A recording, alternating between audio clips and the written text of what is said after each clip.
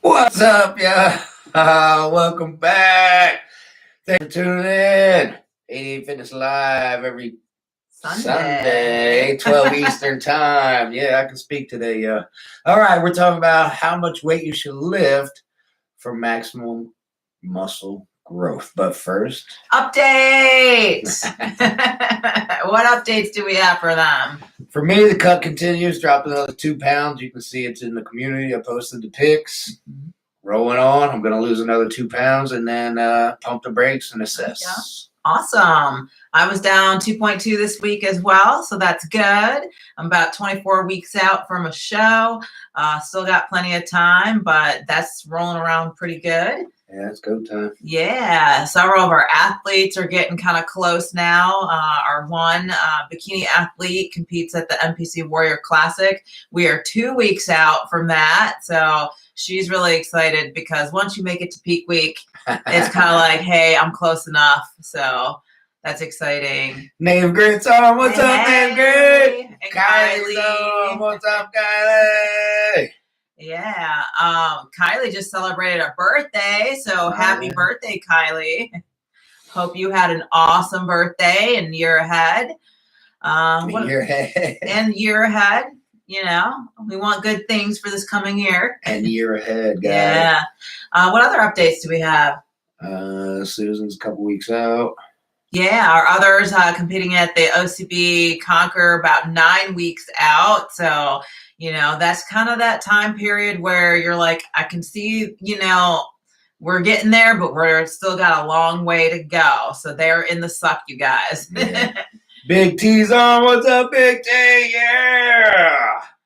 Well, awesome. Well, thank you everyone for tuning in. Today's topic was actually a special request. Yeah. So we love it when you guys ask questions or if you want topics discussed. And of course, if you guys are loving this content, you can always hit that super thanks. It keeps us providing you that awesome content. But I do want to say thank you to you guys. We're at just over 9,000 subscribers. So really kind of knocking on the door of that 10,000 subscriber mark. So super excited about that. It's a big milestone we've been working for a while. Yeah, absolutely. So more good things to come. And, you know, like we've been saying, once we hit that 10,000 mark, we're going to start to do other things like drop shipment, looking into memberships and all these kind of neat features that YouTube offers. So I'm excited for all of that. Me too. It's coming at 10,000. Can't wait. Big T says, James, the Gripzilla tornado fixed my elbow pain. No way. All this week. Fantastic, Big T. For those of you who don't know, I trained Terrence last week here at the house, and we did a whole bunch of forearm work with the Gripzilla. I love that feedback, Big T. Good news, baby. Yeah, for those of you also not tracking, Gripzilla reached out to us and sent us one of their grip trainers. It's a new one. It's called the Tornado. And so we, for the last 2 weeks, have been trying that, exploring the different exercises you can do with it, and then working it into actual workouts for how we would use it. So you can check out videos. We unboxed it, I think, a couple weeks ago. And then actually this coming Monday, we have like our top 8 to 10 exercises for forearms and the like that you can see. And then the following week, you'll see us actually put it into an arm workout. So pretty cool little gadget. If you're not familiar with it, definitely go check it out. Gripzilla.co is their website. Yep. All right. But the topic for today, right, we're getting all into how much weight should you lift for maximum muscle growth. And I think this is a really fun topic to talk about. I get this question all the time.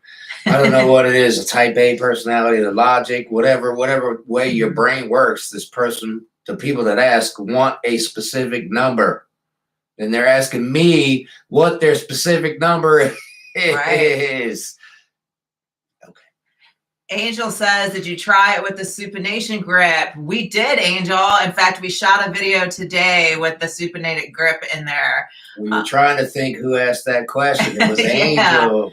Yeah, so thank you for that. It is absolutely nasty with that supinated grip. Like, definitely like this part of your forearm. Yeah, you guys probably can't see because I'm in the black hoodie, but yeah.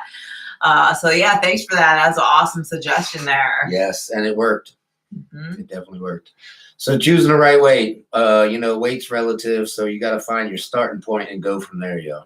Yeah, a lot of my clients that I do written workouts for ask that question a lot. And I usually, instead of telling them what weight to try, I give them kind of guidelines to use so they can figure that out for themselves, because it all is relative, like you said, to your experience in the gym, strength level, so many different factors there. Correct. I mean, think about it. What's heavy to me is not going to be heavy to Camille. And what's heavy to me is not going to be heavy to the world's strongest man. Right. You know what I mean? All that weight is relative to the person and their abilities. Right. So, and it's a perfect topic for our channel. Our channel is totally geared towards hypertrophy, which is, increasing muscle size. And it is a major, major part of it. So I definitely think this is worth talking about today. When we are talking muscle growth fundamentals, you guys should by now know that there's really 3 mechanisms for hypertrophy. It's creating mechanical tension, creating metabolic stress, and then lastly, creating muscle fatigue. And so picking the right weight helps unlock all 3 of those mechanisms to create the hypertrophy that you're seeking. So it's directly relative to that. Picking the right weight is going to get you there more efficiently. Mm-hmm. No junk volume, no extra reps, no, I'm wasting time trying to figure out what kind of weight to lift. Exactly. And you have to be consistent in order to know what weight you're lifting, by the way. If you take 3 weeks off, you're probably going to lose some strength. Yeah, absolutely. And then you're going to have to adjust your numbers. So stay consistent. I mean, one of the things I think you're sort of getting at is the fact of progressive overload, right? So let's maybe talk about progressive overload as a key to hypertrophy. Okay, but we got a question. All right. Native Grit, what's your thoughts on using percentages with beginners? That is hard, Native Grit. Like, I don't know. My mind doesn't think and feel in percentages, so I have a hard time trying to associate that personally. Native Grit, the percentage is mostly a powerlifting thing. So you get your 1 rep max and then you use the 80% of that as your working weight, for an example. That is mostly done for powerlifters. Right. So if you're a powerlifter, I would say go for it, even as a beginner. Mm-hmm. As a bodybuilder, I think you need to play around with it a little more. It's not so black and white. Right. If you know what I'm trying to say here. Perceived effort is, 1 rep max, and then you take 80%. If you can do that 6 to 10 times to failure, good. But if you put the 80% on there and you're doing 11, not good. Too bad. Yep. Angel said this was supposed to be a rest day for me, but a pump day instead. Do you ever do pump days? I have done a million pump days, brother. It's fun. I don't do them anymore, but in my younger days, I did a whole bunch of that stuff. It does get the blood going, gets the blood flush. It feels good. Sure. Looks cool. But yeah, I think progressive overload and tracking your progressive overload is such an important part of hypertrophy. And so if we're talking about figuring out the right weight to use, the best way to do that is to track your progressive overload over time. Yep. If you are lifting too light, that's going to, delay any gains that you might be trying to get. And if you're lifting too heavy on the other end, you're sacrificing form, you're going to limit the amount of volume that you can do, which volume is pretty important for hypertrophy as well. And it leads to incomplete reps too. So tracking that progressive overload is such a pivotal key part of figuring out what the right weight to lift is. Yeah, Camille just touched on a couple things there. Remember, progressive overload, you have your book with your numbers. Mm-hmm. That checks your BS at the door. I said that a million times. Like, I'm tired today. Too bad. Here's your number. I don't feel good today. Too bad. Here's your number. Right. That's why I carry that book. I don't care how I'm tired. If I'm sick, I'm going home. I'm going to take a rest day. Check you're tired. Check your excuses. Right here's your number. Right here's your reps and your weight. This is what you have to do. That's why you take your book. It checks your BS at the door. Camille mentioned going too heavy. I told my story about the 225-pound bench press. It took me 3 years to get past this thing, right? I was lifting too heavy. I didn't know back then, I shouldn't be maxing out every chest day. As a 19, 20-year-old, I went in and maxed out every single chest day, 1 rep, 225. But today I probably would have done other ancillary lifts to help me out with that bench press. Not just grind through that bench and grind through the heavy. Keep grinding for 3 years, go from 1 rep to 10. That is slow progressive overload, but we made it. We grinded through, we powered through, but there are better ways to do it. If I had the knowledge back then that I have today, it wouldn't took me 3 years to get to 10 reps on that 225. I mean, so you bring up a good point. There's different rep ranges for different goals, whether it's strength, endurance, power, hypertrophy, and the like. So part of knowing what weight to use is first figuring out what is the goal, because it dictates what the rep range needs to be. Correct. So, who cares if you can do a 1 rep max? That's not going to lead to hypertrophy, which is why we're here. That's more in the 6 to 12 rep range. So, you definitely would have had to lighten that weight so you could hit that rep range. Correct. As a power lifter, though, 1 rep max all day long. You're going to 1 rep max, and then you're going to wait 10 minutes and rest. Yeah. Probably eat something. And then come back to 1 rep max, take another 10-minute break, probably eat something. I'm joking, but yeah, come on. No one's doing that. For sure. But they're probably wondering, like, all right, well, what are some practical strategies then to figure out exactly your starting place? Yeah, but we watched the Eddie Hall documentary. He's in the gym for 4 hours a night, gentlemen. Yeah, it's a long time. He's not lifting for 4 hours. He's a strong man.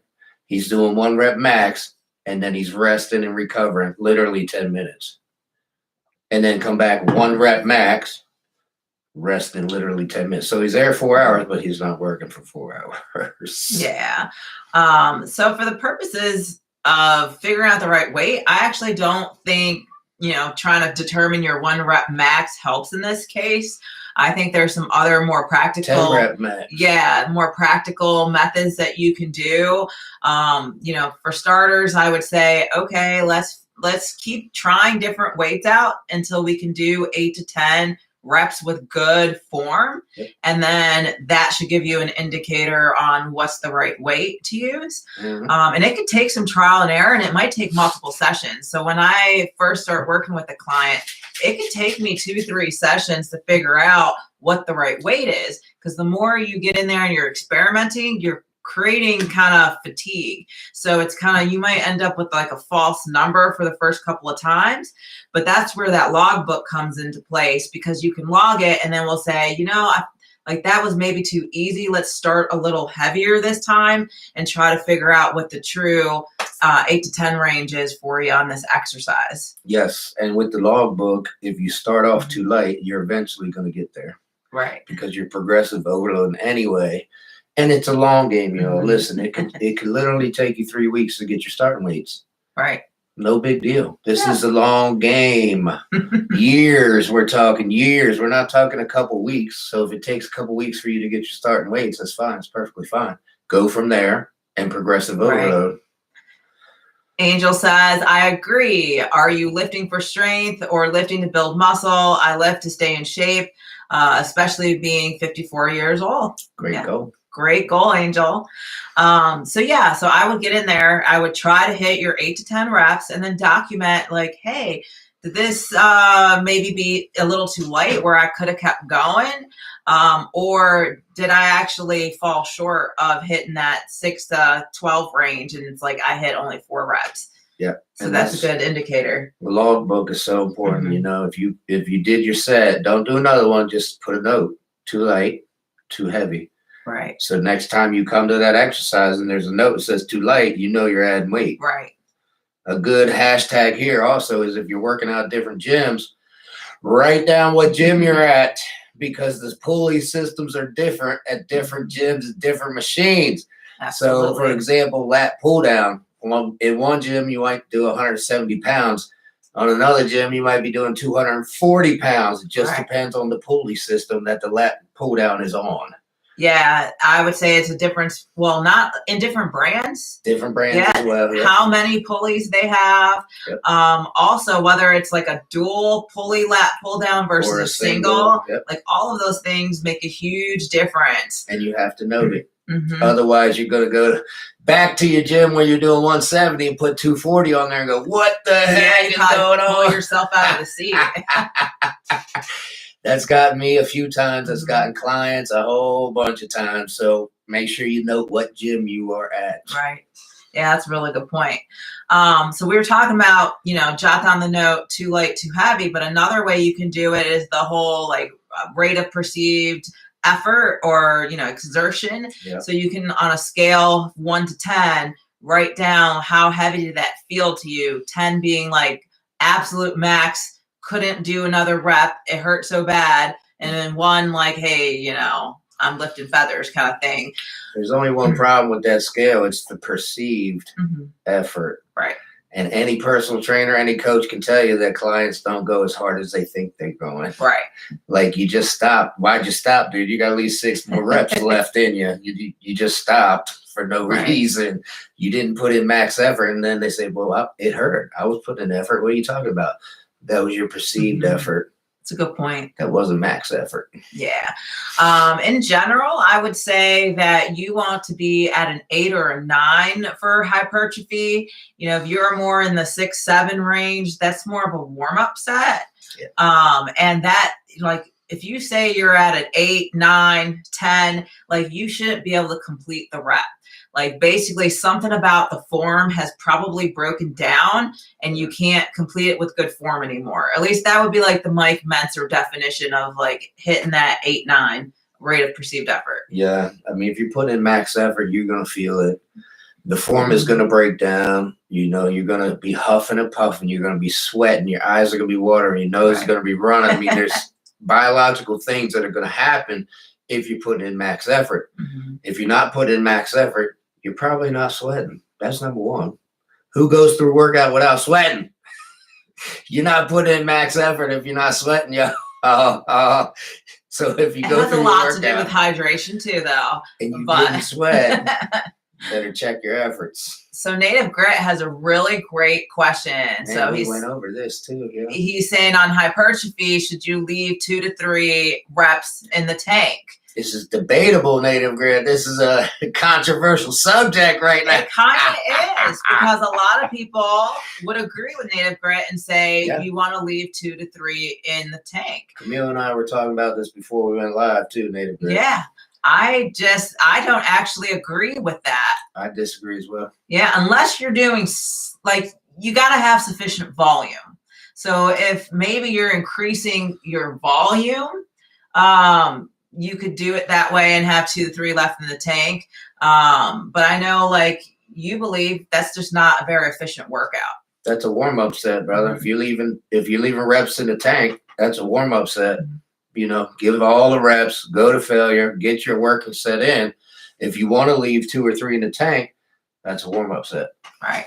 I just think it's challenging to create that metabolic stress and amount of fatigue on the muscle when doing that. Especially if you're like tracking the progressive overload and all that, like that just overcomplicates it. And for me, anyway. Very good point. If you're doing progressive overload, how do you calculate 2 or 3 left in the tank? Right. You can't really do that, very accurately. And I can tell you, I'm a professional athlete. I'm at the professional level. Rarely is the answer go easier. Rarely is the answer leave 2 or 3 in the tank.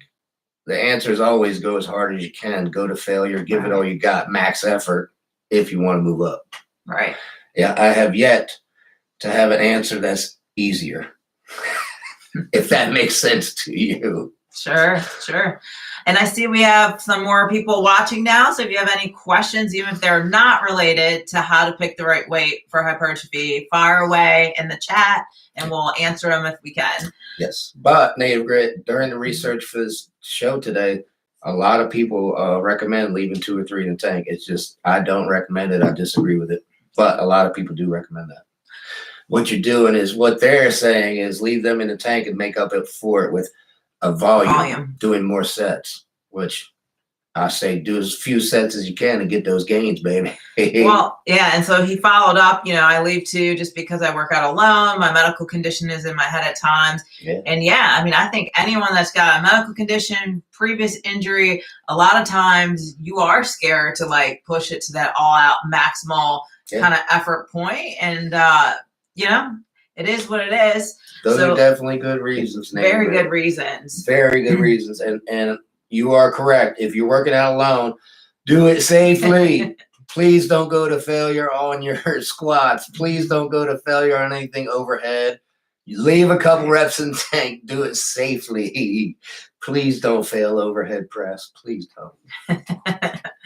I hear ya. All right. So Grit said his heart. So he's holding back on that next effort because he got a heart issue. That's a good reason. Yeah, it's a very good reason for sure. I would be very hesitant to give max effort on anything if I had heart issues. Mm-hmm. It's not worth your life. Yeah, absolutely. All right. So let's talk about target reps for growth. James is more on the 6 to 10. I say 6 to 12, but somewhere in that range is good for hypertrophy. For me, it just depends on the client individually. Sometimes, especially when I'm working with someone, it's like in their mind, they're trying to get to 6. I see it a lot and then they stop. So I'll usually say, hey, let's try to go for like 10 or 12. That ensures that they're getting to that 8 or 9 on that rate of perceived effort scale and going all out effort. But if you can really hold yourself accountable and you're hitting 6 and it's all out and you got nothing left to give, then that's fine. It's just, you got to be able to call yourself on your BS. Yeah. Once again, that's the logbook. Mm-hmm. You know what I mean? Max effort, you're going to get there on your logbook eventually, and it's going to call your BS. You know what I mean? If you're doing 6 and you're saying it's all out effort and it's not, and the week you come back, you got to do 7. That might be your all out effort. Right. And then the week after that, you got to hit 8. So you're definitely hitting your all out max effort. Might not be on the 6, but 2 weeks later, you're going to hit it. Right. What's a good range for working sets typically? I do 4 to 5 sets depending on the exercise. Big T, good question, baby. So we got this one pretty often. I like to do 1 to 2 warm-up sets and then 1 to 2 working sets. Mm-hmm. It's usually going to be 1 working set because I go all out to failure. Right. If for some reason I have a little bit left in the tank, which rarely happens, I will do another set. Yeah, I like 4 to 5 sets as well, kind of warming up I'll do 2 or 3 warm-ups, but my warm-up sets aren't always 6 to 12 reps. So sometimes it's just a matter of like, hey, I'm trying to warm up the joints or I'm trying to feel the weight so I can mentally warm up to whatever I have to hit, based on the progressive overload. Yeah. So sometimes like I might do 2 or 3 reps in the warm-up set and say, okay, that's fine. I can move up to the next kind of weight that I'm doing. So Native Grit says, do you save your old logbooks? I just threw one out, bro. I bet you she does. I do. I think it's fun to go back year to year and see some of the notes of like how I was feeling, what I was thinking. My bookshelf is jammed up, Native Grit. I had to get that logbook and throw it in the trash. It's probably 5 years old anyway. I just picked it up and said, oh, my old logbook, trash. I actually like the paper books. I've recently started logging in my phone using an app. I don't like it as much as having the paper book for whatever reason, something physical you can hold and whatever, but it is pretty cool because they actually will chart and graph all of my weights, show me like how I'm progressing over time visually, not just a number. So it is kind of fun to see it that way too. You know me, I'm super nerd here. So Angel says, try lifting with higher reps using strict form. Slow down your time under tension, controlling the weight with good form. Great tips, but we're not there yet, Angel. You jumped the gun on us, baby. Those are great tips. We're getting to that. Great tips, Angel. Yeah. So let's talk about some signs maybe that the weight that you're using is too light. Like what gives it away for you? If you're not sweating, if you're not out of breath, if you're not, if you don't go, whew, what the heck was that when you put the weight down? All those things. I would say no burn. Like you did a set of bicep curls and your biceps aren't burning at all. It's like, whoa, something happened there. Yeah.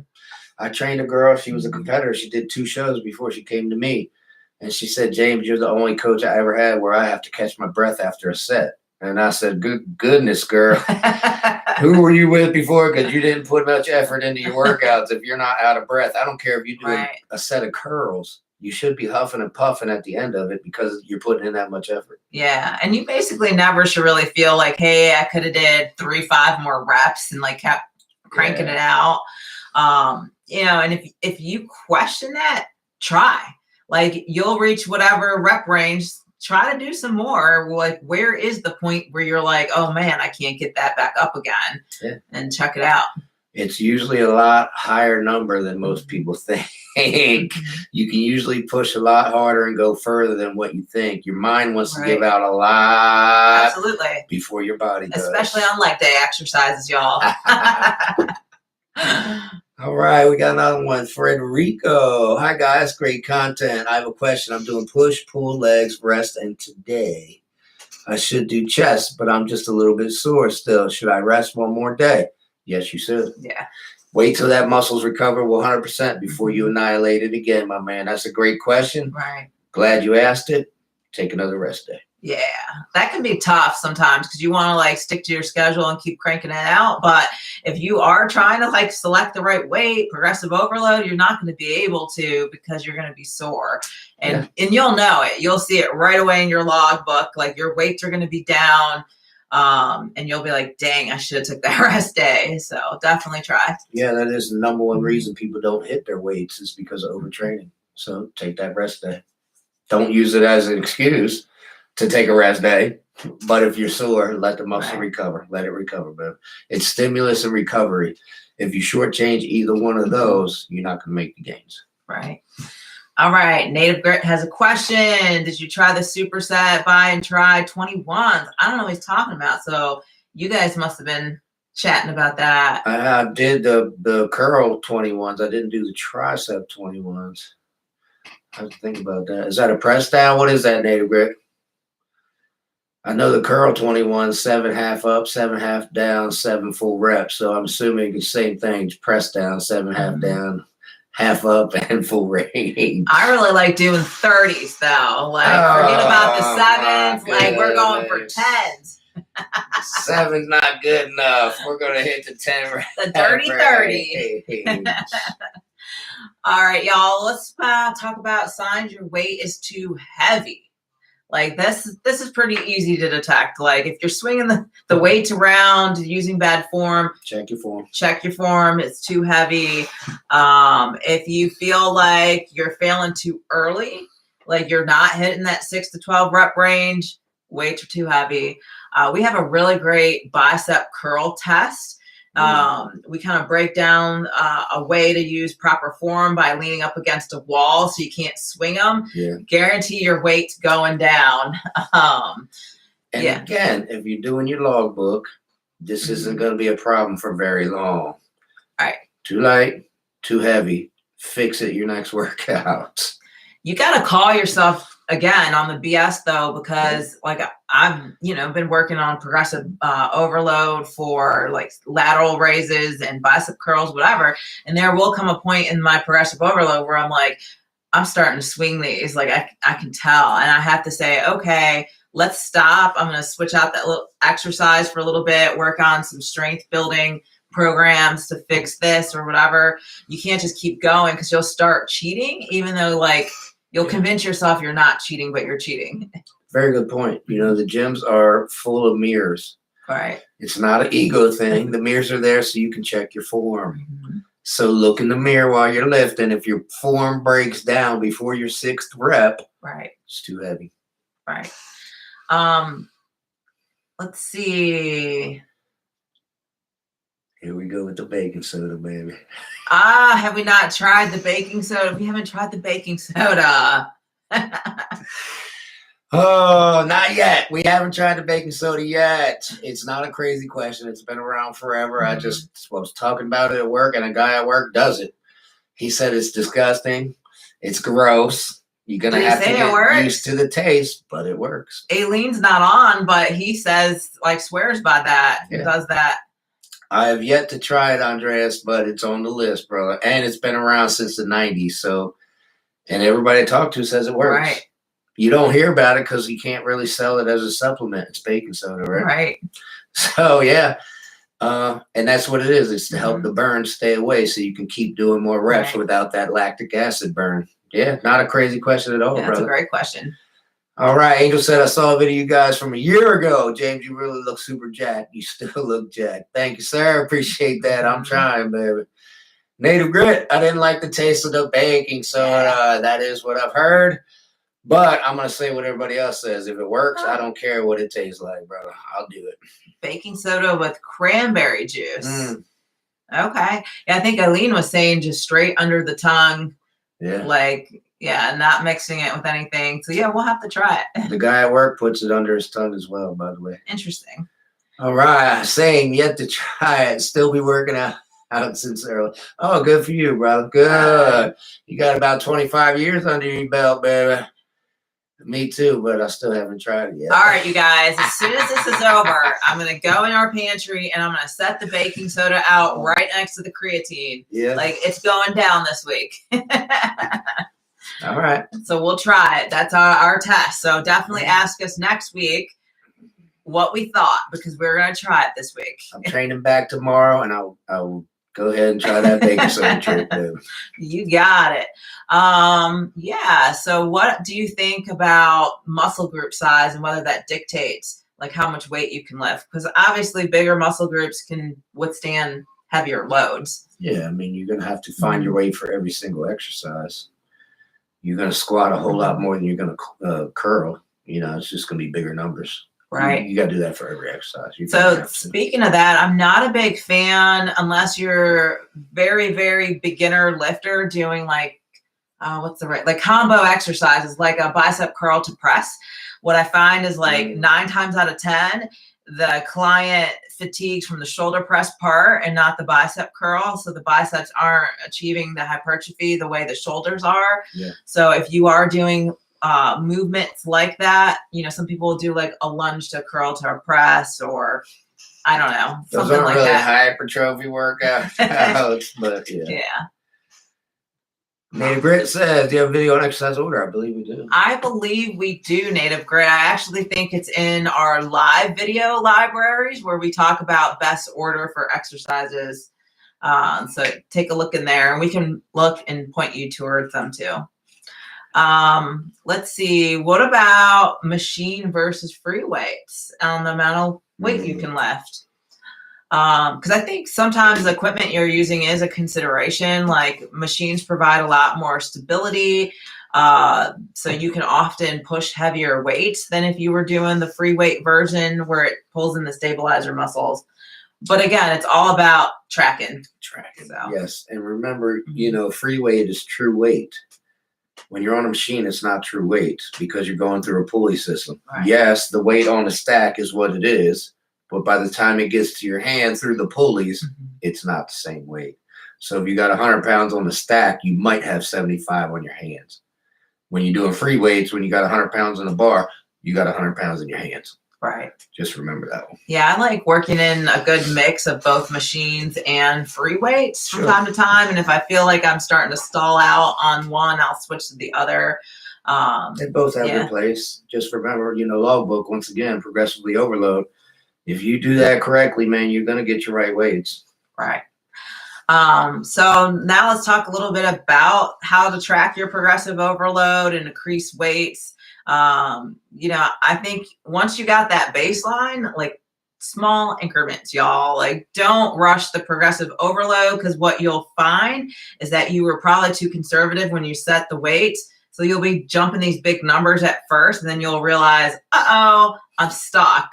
So yeah, I think, you know, 2.5, 5 pounds each time, or add a rep, you know, until you get to the 12 reps. That's plenty. Like you don't need to be jumping by 45-pound plates on some of those big lifts. It's not uncommon for a beginner to get stronger pretty quickly. So as you're beginning, and as a beginner, you're probably going to progressive overload pretty quickly, but you're going to eventually hit that wall. And that's when you got to do 1 rep a week. Right. Literally going from 6 to 7, and it takes all you have to get that 7th rep. And then you got to go to 8. Right. and then 9, and then 10, and then add weight and go back to 6. And when I say add weight, it's just like Camille said, 2.5 to 5 pounds. Yeah, nothing major. And still, it's going to give all your all max effort to get every one of those sets. I mean, that's what the book is for. It checks your BS, right? So that you have to do max effort. You have to pick the correct weights because you already have them recorded. Yeah, and I just take your time because you don't want to waste weeks. Like if you, let's say you were on a leg press and you just said, okay, I'm not going to add 2.5 pounds. I'm just going to add a 45. Well, you're going to fatigue yourself so bad just trying to lift that really heavy weight that when you're like, okay, it's not going to happen, I'm going to put the 2.5s on now, you're not able to hit it. So you might just end up losing an entire week there of trying to progressive overload because you tried to jump up too big. Yeah, and once again, it's a long game, man. It is a long game. You work out for 3 weeks, that's nothing. Right. I mean, I hate to break it to you. Everybody wants to see results right away, but this is a long game, man. I mean, we're talking substantial like growth in muscle size. You're probably looking at a couple years of time. Yep. I know it's never fun telling our competitive clients like, hey, it's going to take you 2 years to grow a set of glutes, but it's the truth. So it is what it is. Yes. Long game, my man. I think it was Branch Warren that said, listen, you got to hit the 20-year mark of consistent training before you really see muscular maturity. Right. Hence a lot of older athletes. A lot of old muscle guys and girls out there. I'm telling you, they look good. Like in some of those masters, 40 and up, 50 and up, like, holy cow. Like they're smoking the ones that are like 35. So, a lot of times, yeah. Yeah, I love it. There's also something to be said about like making sure the form is on point before increasing intensity too. Like don't let the form fall apart. Form is first. It's everything. Yeah. Yep. Forms. Push the envelope. Go heavy as you can, but form is first. If you're watching yourself in the mirror and you're doing that strict rep and your form breaks at 5, lighten it up just slightly. Yeah. Another 6 rep. Another thing I think people don't think about with the form breaking down is like there's some type of mobility issue a lot of times, whether it's like the thoracic area, hip mobility, ankle mobility, whatever. So make sure your mobility is right too, because that could be why you're not able to hit the proper form, or it might start to break down in the rep. What about volume versus intensity? So to me, I like to do it, and again, we're Mensa fans, so I like to do it the most efficient way, which is 6 to 10 reps. Right. It's not high volume; it's heavy weight. Yeah, but if you have other reasons, like I thought Native Grit had good points. He's got some medical reason. Angel's got good points too. Yeah, like you can get there through volume. Might take you a little longer, but that's okay. Yes, there's studies done. You know, 6 reps or 30 reps, as long as you're going to failure, you will get those gains. I'm just saying 6 reps is a lot more efficient than 30. Right. But once again, if you have issues like heart issue or age issue or a joint issue, sure, do higher reps. Right. We aren't there yet, but once again, you can slow the tempo down, like Angel said, and make, 100 pounds feel like 500 pounds. Absolutely. Another thing about tracking your progressive overload, track how much like rest you're taking too. Like, document in your logbook what days were rest days. That way you can look for trends and patterns. Like, hey, I didn't take a rest day and I tried this. I didn't hit my progressive overload, or I did take 2 rest days. I'm still not hitting it. Yeah. It just gives you more insight on what's going on there. Yep. Remember, I'm going to say it again. When the biggest reason for plateaus is overtraining. Right. So in your logbook, take another rest day and then come back, see if you hit the weights. Yeah. Let's see, we have a question. You guys enjoy doing flat bench, 1-arm dumbbell press occasionally? It's a question. I like the stretch better and can get the elbow closer for a crazy pec pump. I haven't done it in a million years, but when I did it, it was good. Yeah. I feel like I get stuck on the 1-arm bench dumbbell bench press, like it's unbalanced, so it takes a lot of stabilizer muscle. So if I'm really trying to focus on like pec hypertrophy, like having that even weight distribution helps a little bit. Yeah, Andreas, I have to go lighter than what I can normally press, because if I'm doing 1 arm with a 150-pound dumbbell, I'm falling off the bench. Yeah. So that's another reason I stopped doing them, because I have to go a lot lighter, because now you got 150 pounds on one side, and you're going to fall off the bench if you're not really stabilizing yourself. So one thing that I do that helps with that is you're still holding both of them, but only one arm's working. Mm-hmm. So at least I'm like counterbalanced as I'm moving through the rep range. That would work. Mm-hmm. All right. Angel said, I know when I was younger, I got strong before I ever put on any size. Mm-hmm. All my friends put on size before they got stronger. Everyone's different. Very good, Angel. You know, I do see people blow up pretty quickly, but that's rare. It's normally they get strong and then the body adapts to the strength by putting on more size. Right. I see that way more than people getting bigger before they get stronger. But on occasion, you know, genetics, you see these guys, they look at a weight and they blow up. Right. You know, it's crazy. Native Grit says, dumbbell overhead press versus Arnold press. I'm going Arnold press all day long on that one, baby. It's more range of motion. It's more time under tension. And the twist actually activates the heads that you dealt more when you're doing an Arnold press.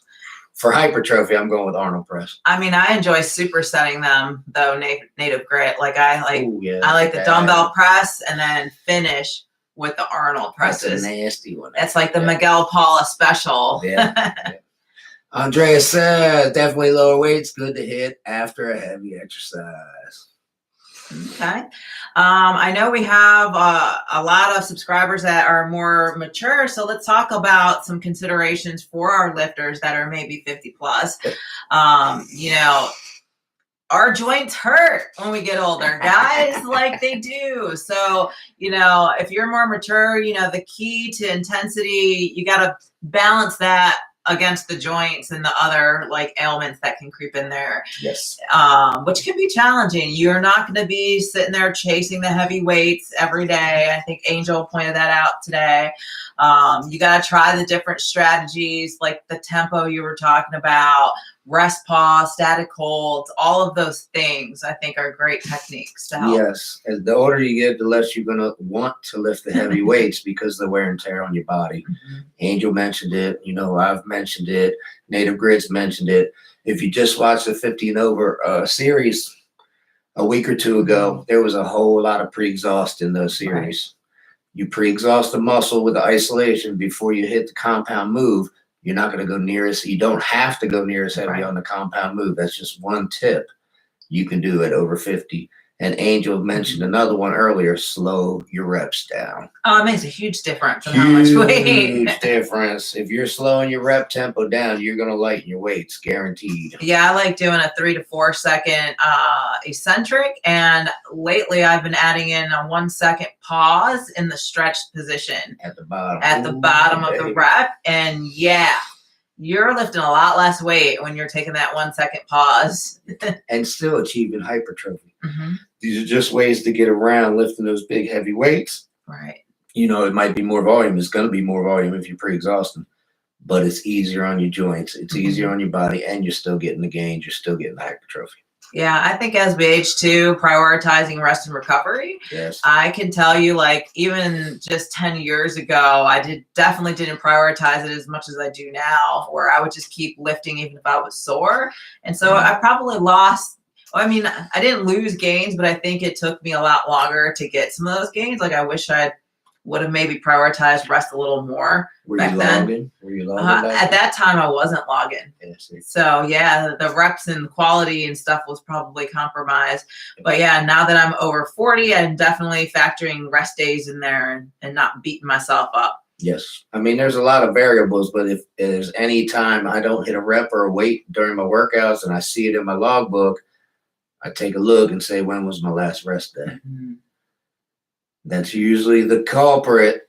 And then the next week, I'll make sure I'm fully rested to see if it's a true plateau or not. And 9 times out of 10, I will get it the next week when I'm fully rested. Yeah. I think another good tip for our older audience is just incorporating more warm-up sets, maybe even some mobility work. These are all important. You want to make sure you're warming up your joints, all of your connective tissues and muscles and ligaments and tendons and all that good stuff. Warm up, yeah. Yeah. Warm up.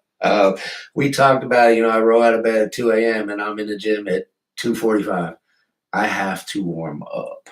Yeah. A lot to warm up. I said 1 to 2 sets and then 1 to 2 working sets. That's after my warm up. Yeah, so James will actually hop on the stationary bike for about 10 minutes or so. Yeah. Then he'll go out to the gym. He'll kind of like hang and stretch, and he does all this stuff. I don't do all that. I probably should. Like, he's called me out before for not stretching nearly as much as I should. But yeah, I definitely will do 2 to 3, sometimes even 4 lighter sets just to warm up. Depends on what I'm doing too. If I'm squatting, I'm probably doing 10 warm-up sets. Literally. I mean, they're not hard. The first one's air squats without even a bar. Sure. I have, my knees hurt. They hurt right now. So I'm going to warm them up thoroughly before I get under 300 pounds and start squatting. Right. So I could literally do 10 warm-up sets before my first working set of squats. But the rest of the leg workout, it's only 1 to 2 warm-up sets because now I'm warmed up. I mean, so warm-up sets are also kind of shifting gears to some practical tips for testing what weight's the right weight. Yes. It's a good way to calibrate what weight you should be doing, because you'll know instantly way too light, way too heavy. So it's a good to kind of gauge where your weights need to be set at. Very good point. Very good point. If your normal warm-up weight feels light, you better add some weight to your working set. Absolutely. I think, if you start progressive overload and you're starting to get stuck, try some of those intensifying techniques like drop sets to help push past plateaus. It extends the set. So even though you might have failed early, you can still extend the set. We'll lighten it a little bit and keep adding that volume in there, so we're not throwing the workout away. You don't just miss your progressive overload and say, oh, well, I screwed up today. We don't want to waste that time in the gym. So there's other ways to kind of still create that muscle fatigue. Yeah, we were at a bodybuilding show one time and another team had never end your set on their t-shirts, their jackets and whatnot. I thought that was genius. Never end your set. Do whatever you can to extend that set. Keep going, keep getting after them gains. That's genius.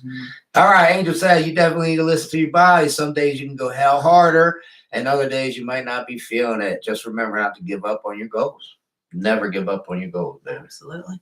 What are some common mistakes you think people should avoid when they're trying to figure out the right weight? Ego lifting. Yeah. Form is first, man. If you're doing speed curls, rocking curls, I mean, you're not going to get too much hypertrophy with that. Just do the proper weight with the proper. Come on, it's fun sometimes. You got to admit, it's fun sometimes. But I mean, lifting heavy weights is definitely fun, and I can get into it. But I'm going to do deadlifts. I'm not going to max out on curls. You know what I mean? Right. All right. What else? I think we talked a little bit about it, but relying solely on machines versus free weights, work both in to figure out what's the right weight for you for each one.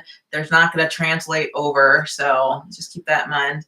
The set don't start till the burn starts. That's right, Big T, my man. Native Grit, what's your average time in the gym for your workouts? Great question, Native Grit. Depending on the body part, I'm normally 40 minutes to an hour. Yeah, I'm 45 minutes to an hour and 20. If it's leg day, sometimes it takes an hour and 20 just because of the amount of recovery in between sets that I have to have. But if it's bicep day or shoulder day, it's 45 minutes. Yeah, I'm going to quote Mike Mentzer. You can work out hard or you can work out long. You're not doing both. So when you get, I get a new client, hey, I worked out for 3 hours, I did chest for 3 hours. I'm going,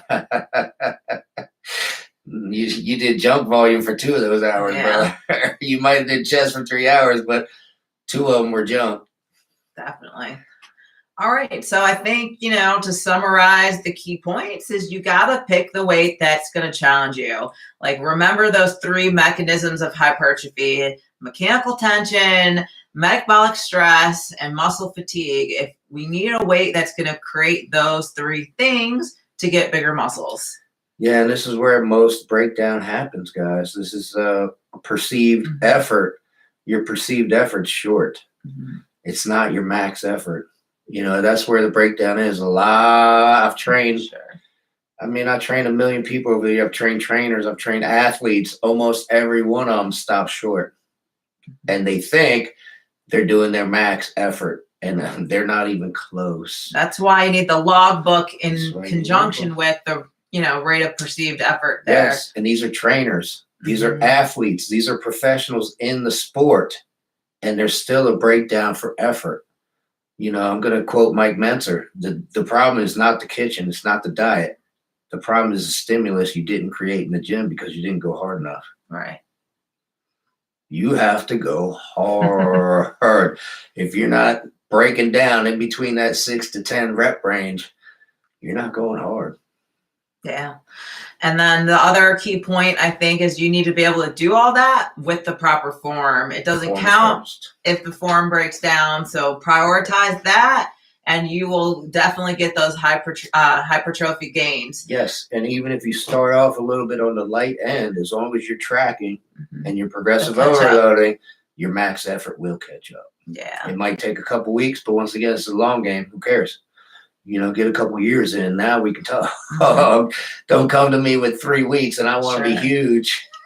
Yeah. Another tip, and we didn't really talk about this from this angle, the amount of time you rest in between sets will dictate to what weight you can lift. The shorter that rest time, the lighter your weights are going to be. The longer the rest time, the heavier you should be able to lift. That's a very good point. So that's an intensifying technique, and that's one of Angel's with his pyramid sets.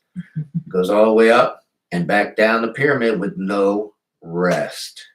That's the key. No rest, man. Native Grit caught it. I said hypertrophy versus hypertrophy.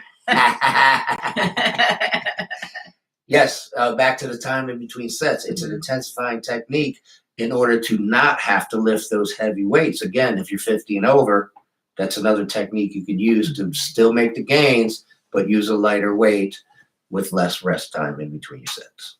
Aileen's on. Aileen, what's up? He said, I picked 5 exercises, 3 to 4 sets to failure, 8 to 15 reps. You right there, baby. Angel says, can overtraining work against what you're trying to achieve? Yes. Yes. 100%. Every time. If you're not, if you're overtrained, you're not going to be able to progressive overload. And that's the number one indication you are overtrained is if you can't hit that rep you should have hit. Yeah, after 2-3 weeks, Angel, if you're like, man, I'm still stuck on this rep, like I would seriously think about, hey, am I overtrained? And there's usually other indicators outside of that too, like poor sleep, tired, beat up, mentally fatigued, brain fog, like all those things. I don't even wait 2 weeks. I will wait 1 week and then take 2 or 3 extra days, rest days before that particular lift. Sure. And then I'll hit it the week, might be 2 weeks later because I took the extra rest days. But I'm fully rested, and I know because I got to hit that number I didn't hit the week before. Come back, and like I said earlier, nine times out of 10, I will hit it that time because I'm fully rested. That's awesome. All right. Well, I encourage everyone out there to kind of test your strength and the weights. Push yourself. So if you haven't been tracking your next workout, go out there and try to really implement some of the things that we've been talking today, and let's see if you actually have your weights set properly. Yeah, man. I used to come in the gym on shoulder day and arm day and say, these are easy days, baby. They're not easy days anymore. Not anymore. No. Not since I've tracked my numbers and I'm progressive over, there are no easy days. You're putting max effort. I don't care what arm day, shoulder day, it is max effort every day. Absolutely. Otherwise, you're not making gains. Well, I hope you've been enjoying this content. I know we have some killer videos dropping this week for you guys, so keep checking those out. We appreciate all of your reviews. If you're not subscribed to this channel, definitely hit that subscribe button and the notification bell. But we appreciate each and every one of you, and we will see you next Sunday, every Sunday, 12 Eastern time. Bye, y'all.